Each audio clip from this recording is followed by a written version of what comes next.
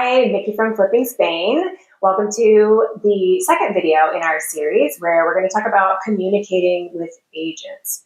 This is pretty daunting in a foreign language that I don't speak very well, but it has been working and I've just been doing my best. So I thought I'd share my tips and tricks for you in case you find yourself in the same situation. First of all, I start with one of the listing sites, so Fotocasa or Idealista. And as we talked about in the last video, both have a contact us or a chat feature. Now, a lot of agents don't actually use the chat, but I still think it's a good starting off point and it just helps you cover all your bases. So when you're scrolling through listings at 11 p.m., you can just click, click, click, click, click, and you can do a preset message, which of course you can get from Google Translate, or you can just take advantage of the fact that Idealista in particular will translate automatically for you. So you can write in English and they can view it in Spanish and vice versa. So that's super helpful. I found that you don't get that many replies from the chat and you really have to pay attention, have your notifications turned on and check it so that you answer them in time. But if you do get a reply, you'll get something like, send me your number and I'll give you a call, or here's my number, give me a call. So, and it's the phone call that's the scary part. So starting with the chat at least lets them know you're interested and gets you started. And I think if you see a lot of listings with one agency and you send a lot of chats, hopefully they're noticing, oh, this person's interested in a lot of different things. Maybe they're serious. Now, the next step you can take is from Idealista, if you start to see, oh, this one company has several listings I'm interested in, you can go to that company's website. The company website will usually have a contact form, or they may have an email address, which doesn't show on Idealista. So you can use their contact form, and maybe they're more likely to respond to that than they are to the chat on the generic site. But again, you're usually going to get that same kind of response of a phone call. Now, you can preempt that a little bit by tailoring your message to say, hey, can you message me on WhatsApp?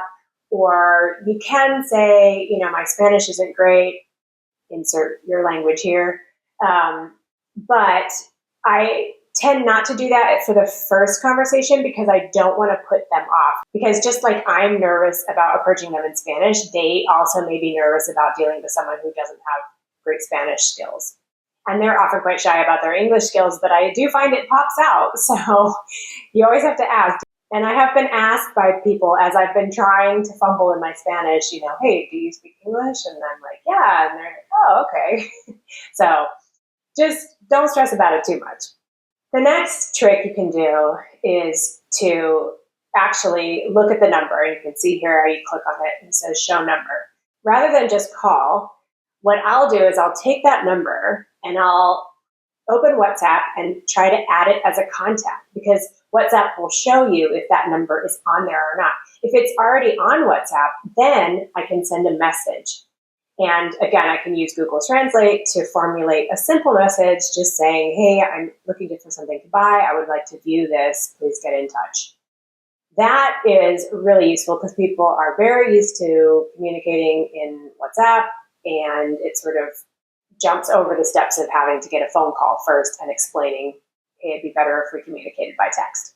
If it's not in there, then you might want to just go ahead and make a phone call. I try to have a little script available, so at least I can get out the first thing of, hey, I'm looking to buy. My Spanish isn't so great. I'd like to see this property. And then usually if I've got a live person, they'll try to slow down and make sure I understand what's going on. And then they'll usually say, look, I'll send you everything in a WhatsApp and they'll send you the address and the time and you can just confirm. The phone call might have seemed like the scariest part, but actually meeting them in person and walking through the property can be even more challenging because all the questions I would normally ask, I have to really think about. Sometimes they get lost in translation because things work differently here, but you can at least have your phones handy and use Google Translate. And yesterday I got really lucky where I had my first showing where the guy just spoke English. And he kept saying, oh, my English isn't great. And I was like, dude, your English is amazing. And I'm so glad I met you. And we even were able to go back to his office and have a little chat about the buying process and about permits for renovations. So I was really grateful for that. Just ask everyone, hey, do you speak any English? You might speak enough of each other's languages to get by, and then you may get really lucky and find the one person who speaks English well enough that you can have in-depth conversations. Of course, it's always great to just keep practicing your Spanish and keep learning vocabulary, which will just happen as you're going through properties because things will come up and you'll learn new words every day, which is great. Now, at some point, you're also going to start reading documents. For example, I got shown an offer document the other day, and when I moved into my apartment, I had a lease to go through. Now, I asked her to send me an electronic copy of the lease so I could look at it beforehand. That wasn't able to happen, so I had to read it on the day. Because I'm really familiar with real estate documentation, it actually was much easier to understand because I sort of knew what to expect.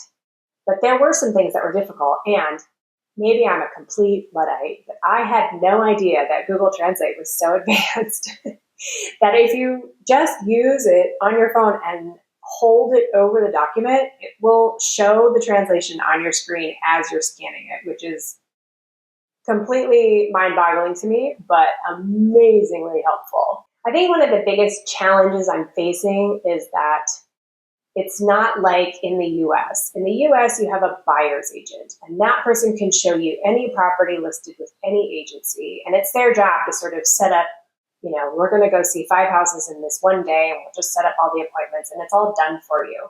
Whereas here, they're primarily listing agents. So every time you want to see a property, you have to call that agent. So it just means you're having a lot more conversations with different people, and those are going to go well sometimes and not so well some other times. I was walking through an apartment yesterday with an agent who actually spoke English because she kept reverting to it when I wasn't understanding her. But it was because she was speaking to me as we were walking up the stairs, and it was echoing and I couldn't see her face. So I just had no idea what she was saying. And she must have thought I was a complete idiot when it came to Spanish. But we had a great showing and it all worked out in the end. So my advice is that there are a lot of resources. Just make sure you're using them. So use your WhatsApp, use your Google Translate, and also be persistent. There is a property that I absolutely want to see, and I have been trying to get a hold of these people for weeks now. I have used the chat. I have tried to call them. I have walked by their office. Of course, no one was there, and no one answers the phone. So, and they say on their listing, send us a WhatsApp. But the number isn't on WhatsApp. So I just kept repeating those steps over and over. And I finally got a chat back on Idealista that was like, hey, sorry, we've been really busy after the holidays. Send me your number and I'll give you a call. So I sent them my number. I have not received a call yet, but I sent them another message saying, hey, you can WhatsApp me as well. So fingers crossed, I'm going to get in to see that property before it goes away because it looks fantastic. More about that later. To sum up, communication can be daunting, it can be scary, it can be challenging, but if you use the tools that are available to you and you're persistent and you're just brave enough to give it a try, in the end, you're working towards the same goal. You want to buy a property, they want to sell a property, so you'll find the right people to work with. Just keep at it. Okay, thanks for sticking around for this one. See you in the next video where we talk about assessing the area.